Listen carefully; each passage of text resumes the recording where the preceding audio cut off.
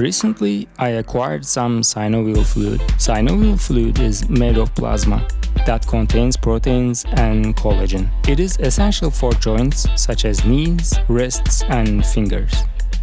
Believe it or not, this fluid is why your joints crack and pop. The fluid contains the gases oxygen, nitrogen, and carbon dioxide. When you pop or crack a joint, you stretch the joint capsule, gas is rapidly released, which forms bubbles.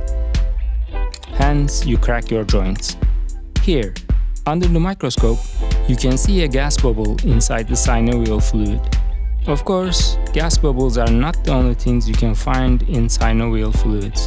Here, you can see the cholesterol crystals and other cell clots.